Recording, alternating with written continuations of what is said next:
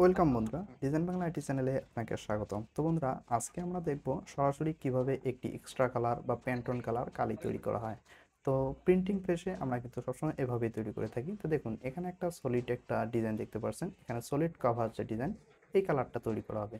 তো মূলত এখানে দেখুন, একটা প্লেটের মধ্যে বা টিন বা যেটাই বলেন গামলা, এর মধ্যে কিছু কালার দেওয়া হয়েছে। সেটা হচ্ছে সায়ান কালার আছে, ব্লু কালার আছে, মানে ইয়েলো, সায়ান এবং ম্যাজেন্টা এবং হোয়াইট কালার আছে।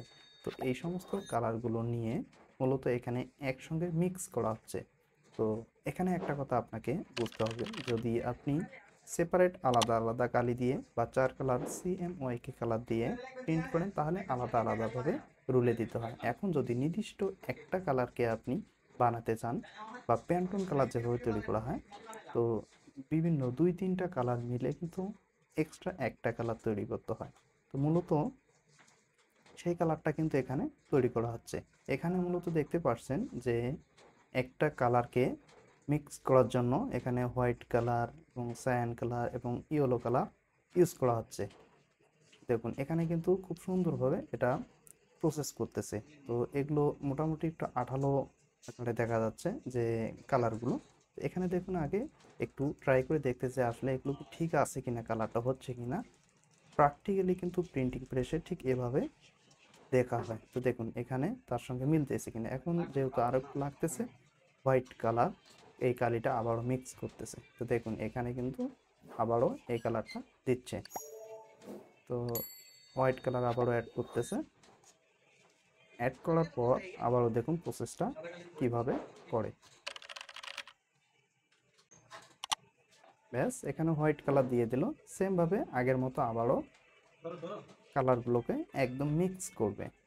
আপনার যতটুকু প্রয়োজন কালার তৈরি করতে। এখন দেখুন, তারপর একটু ব্লু কালারও মিক্স করা হচ্ছে। দেখুন, এখানে দুইটা কালার এখন অ্যাড করলো। অ্যাড করার পর ঠিক আঠালোযুক্ত এই কালারগুলোকে আবারও মিক্স করা হচ্ছে। দেখুন, এখানে কিন্তু আবারও সেভাবে একদম এ টু জেড পুঙ্খানুপুঙ্খভাবে একদম মিক্স করতে হবে। যদি একটু আপনার দালা দালা থেকে থাকে বা আলাদা রং থেকে থাকে, তাহলে কিন্তু আপনার ছাপায় ওই রকম শেড আসবে বা খারাপ দেখা যাবে। একদম 100% মিক্স করতে হবে, এর একটুও কম হলে হবে না। না হলে আপনার অরিজিনাল কালার, আপনি যে কালারটা তৈরি করতে চাচ্ছেন সেই কালারটা আসবে না।